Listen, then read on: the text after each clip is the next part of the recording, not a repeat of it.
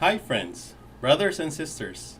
I am Francis, and welcome to Pathways of Hope. Our gospel for today is taken from Matthew chapter 5, verses 20 to 26. It goes, I tell you that you will be able to enter the kingdom of heaven only if you are more faithful than the teachers of the law and the Pharisees in doing what God requires. You have heard that people were told in the past, do not commit murder. Anyone who does will be brought to trial. But now I tell you, if you are angry with your brother, you will be brought to trial. If you call your brother, you good for nothing, you will be brought before the council. And if you call your brother a worthless fool, you will be in danger of going to the fire of hell.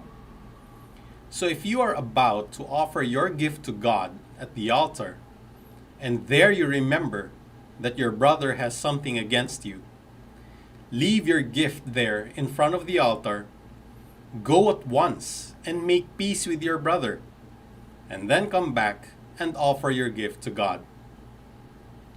If someone brings a lawsuit against you and takes you to court, settle the dispute there while there is still time, before you get to court.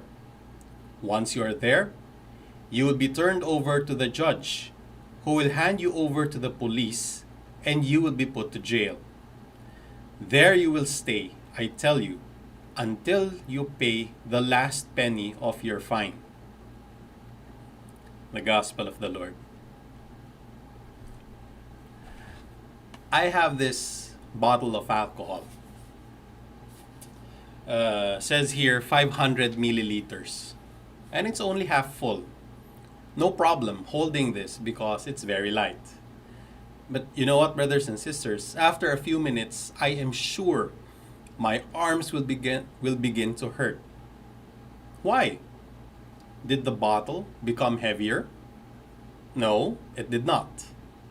But my arms will hurt from the sheer effort of holding on to it. And frankly, I don't think I can hold this for an hour without serious pain in my arms or my hands. So, let me put this down for now.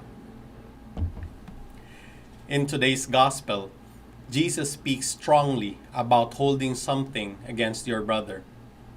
If you are angry with your brother, you will be brought to trial. If you call your brother you good for nothing, you will be brought before the council. And if you call your brother a worthless fool, you will be in danger of going to the fire of hell. All of us, at some point in our lives, have done all three, or something similar to the three. We have been angry with the people around us, our brothers, our sisters, our family members, our colleagues in the workplace, people in our business, our circle of friends. We have been angry with at least one of them. We may have called them good for nothing to their faces, or worse, behind their backs. And we may have called them worthless or walang kwenta. Wala kang kwentang ama, wala kang kwentang kaibigan. And we keep these feelings with us. Some of us tend to hold grudges. Some of us tend to have feelings of unforgiveness in our hearts. And these things, seemingly harmless feelings at the start, will eventually weigh down our lives, just like this bottle of alcohol. And you know what's worse?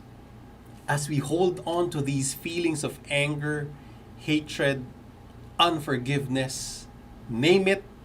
If it's a negative emotion, then it's that. Our hands remain full, and we are unable to open our hands to receive many more blessings from God because our hands are full with negative emotions.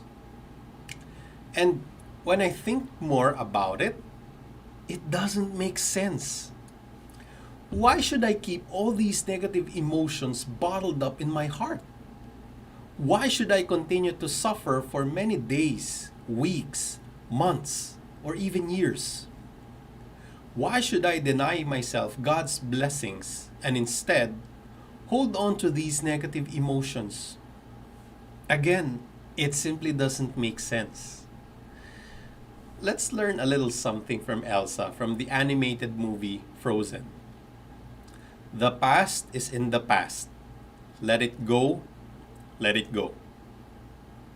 And Jesus said, so if you are about to offer your gift to God at the altar, and there you remember that your brother has something against you, leave your gift there in front of the altar, go at once and make peace with your brother, and then come back and offer your gift to God. So, what Jesus is telling us here is, before you go to God, let go of your unforgiveness. Let go of your grudges. Make peace with whoever has hurt you, or make peace with the person whom you have hurt. In the same way that we have to learn to forgive, we also have to learn to seek forgiveness from other people. Otherwise, if we know that we have wronged somebody, it will be guilt that we will be holding on to. And that guilt would be just as heavy, if not heavier, than those grudges, than those feelings of unforgiveness. Jesus himself did not go back to heaven with any feelings of resentments or grudges. Remember that? He did not begrudge those who crucified him and mocked him. In fact, one of his last words were, Father, forgive them. They do not know what they do. Let's learn that from Jesus. And let's put that in our hearts, that no matter how badly we have been treated, no matter how badly we were wronged, we have it in our power to forgive people around us. Let me end with one last sharing. I love my sleep a lot. And I sleep the soundest when I sleep with nothing negative in my heart. Over the years, I have learned to make it a point to forgive people in my heart before I go to bed. I encourage you, try it. You'll love it. If you have been blessed by this short reflection, please like and share Pathways of Hope to your friends and loved ones. Again, my name is Francis Ortega. Thank you and have a great day.